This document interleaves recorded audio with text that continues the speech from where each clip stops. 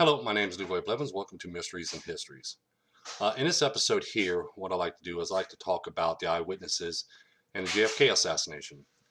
Now, as everybody knows, when it comes to JFK assassination, they want to talk about the fatal headshot to JFK, or the magic bullet, or the man behind the picket fence, or Oswald being a lone assassin, or Oswald's not the assassin. They want to point all this other stuff out.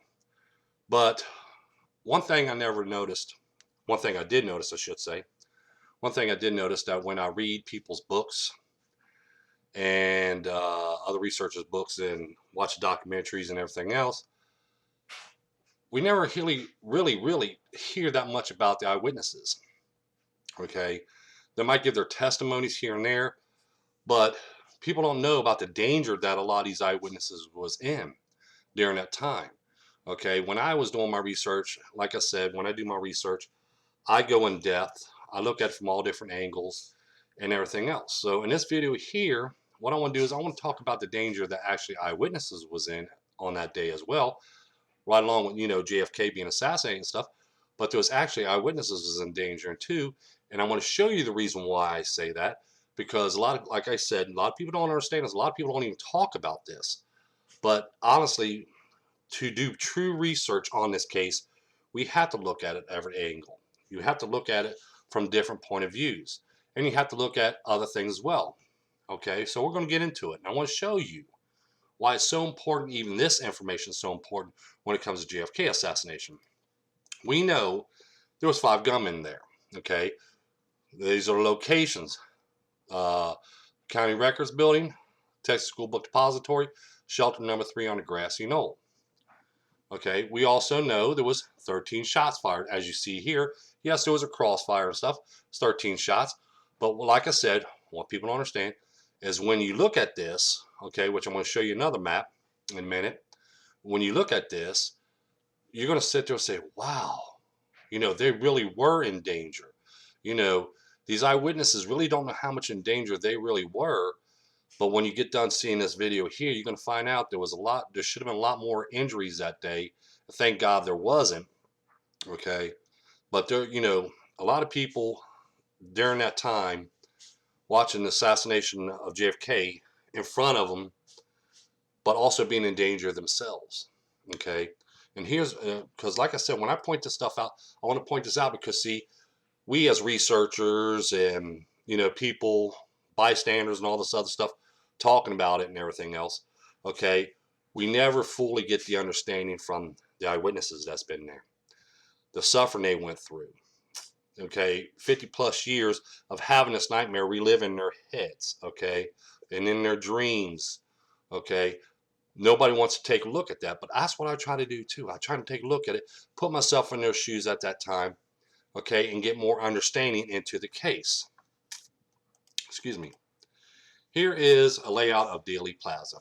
Okay, I got this layout. I went ahead and got it yesterday, so you can actually give more better view and stuff, so you can see what I'm talking about. When you look at this aerial view of Dealey Plaza, and we know the assassination, watch my cursor. Okay, we had the danger zone starting around in this location right here to this location here of the danger zone when it comes to JFK's limo.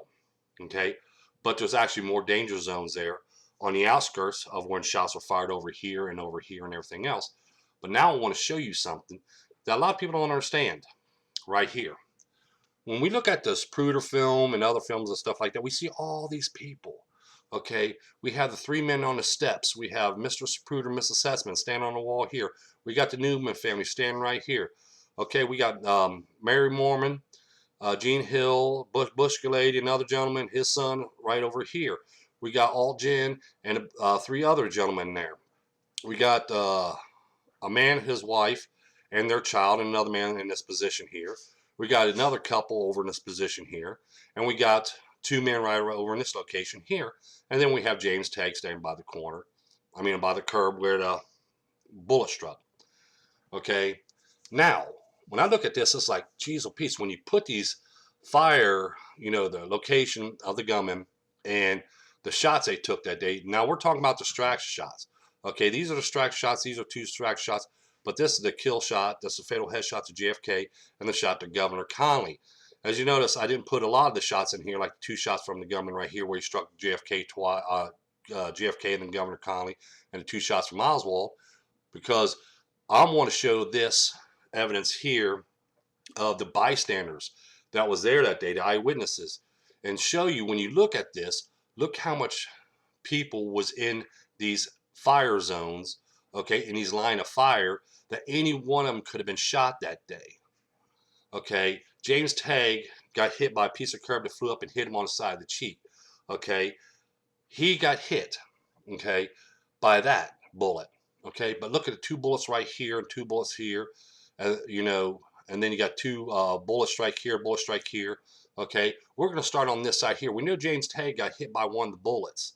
It hit the curb, and a piece of the curb struck him in the side of the face. But look at these 2 guys right here. Look how close they were with 2 shots in the grass area.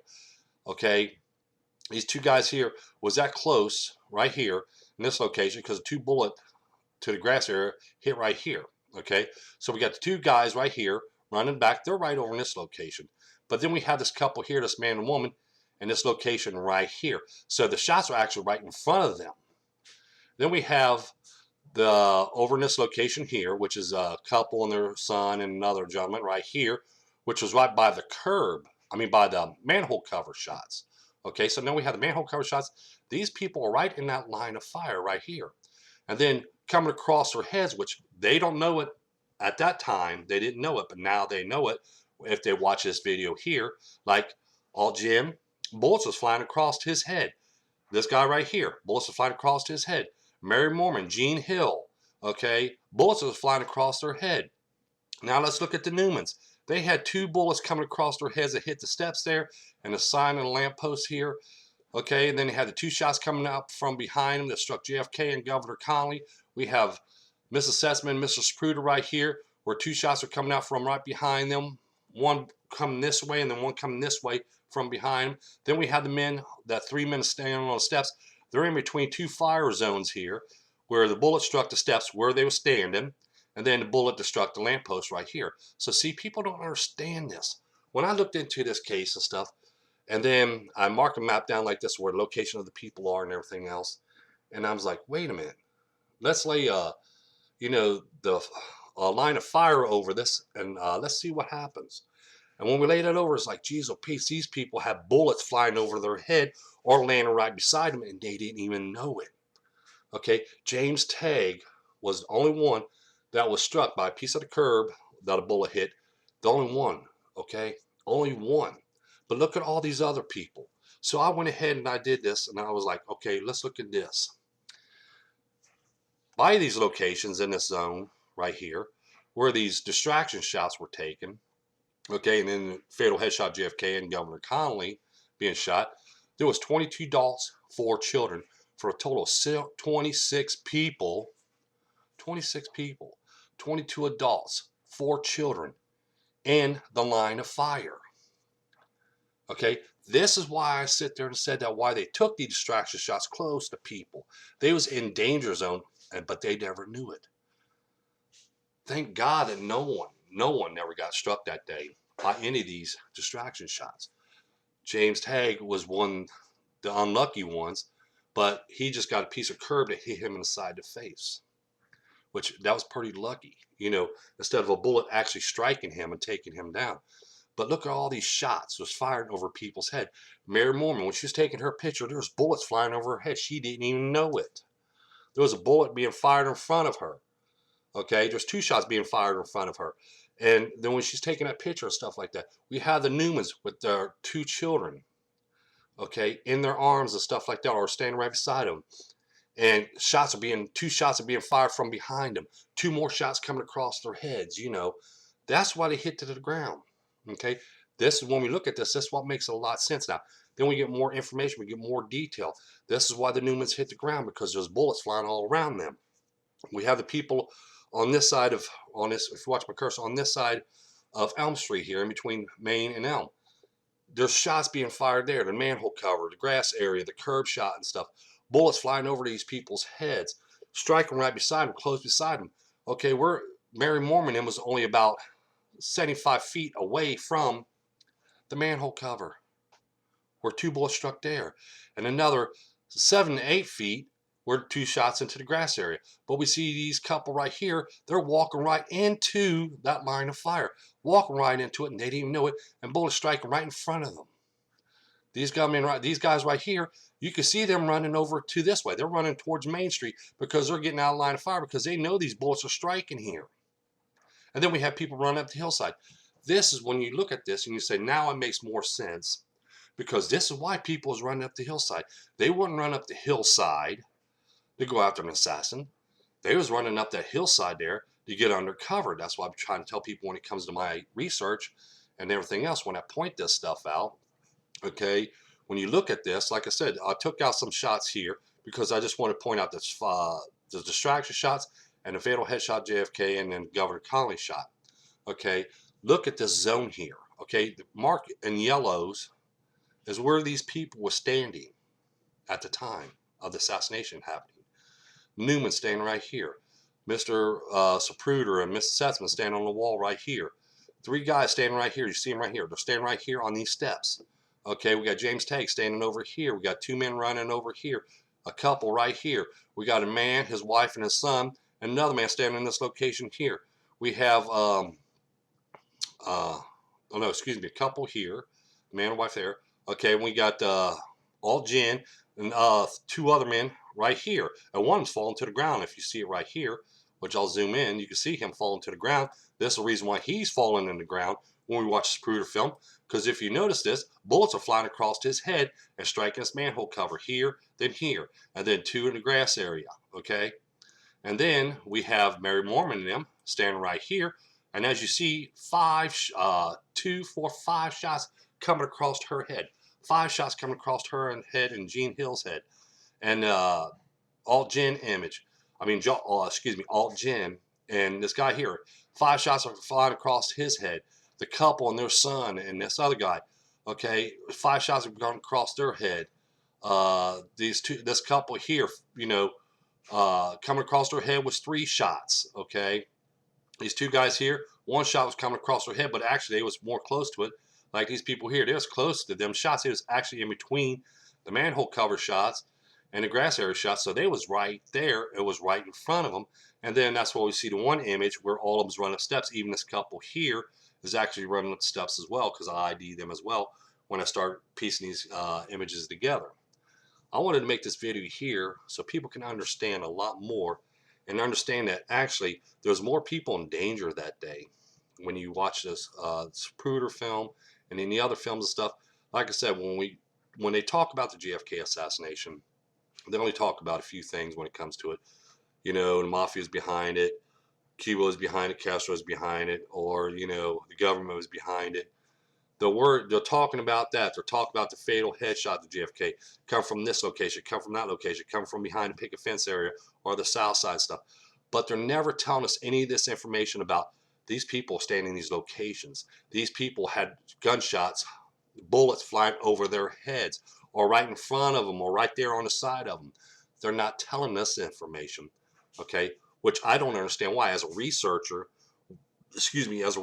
we have to tell people this because they have to know this information as well. Because now like when the people run up the hillside, researchers some years ago says, oh, they all run up the hillside to get to get the gunman that was behind the picket fence.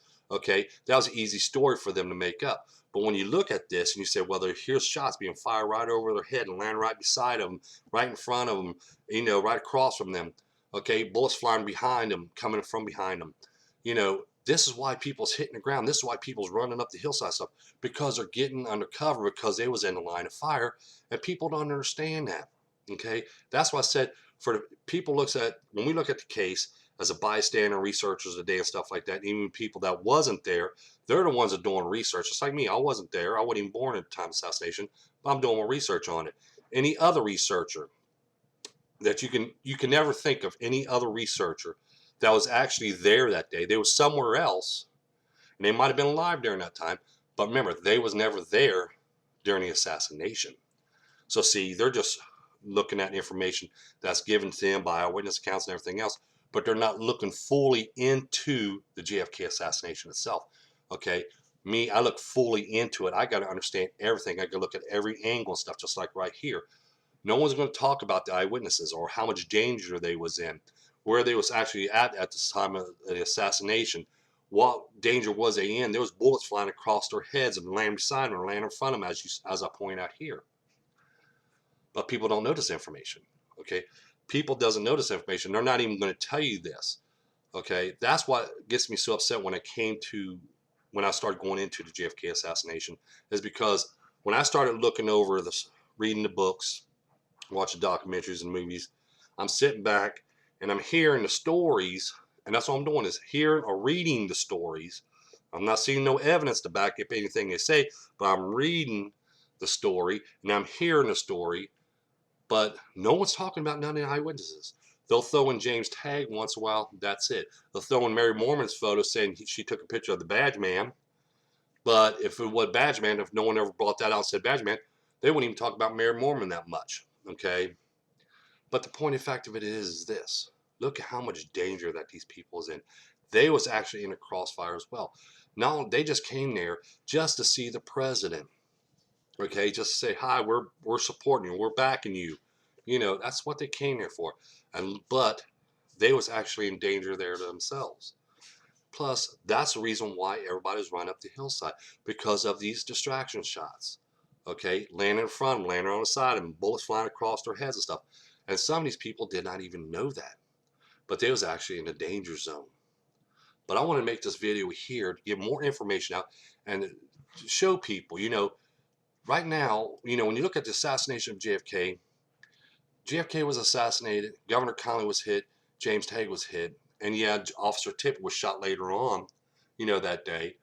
But look at here, 22 adults, 4 children, 26 people total that was actually in that line of fire.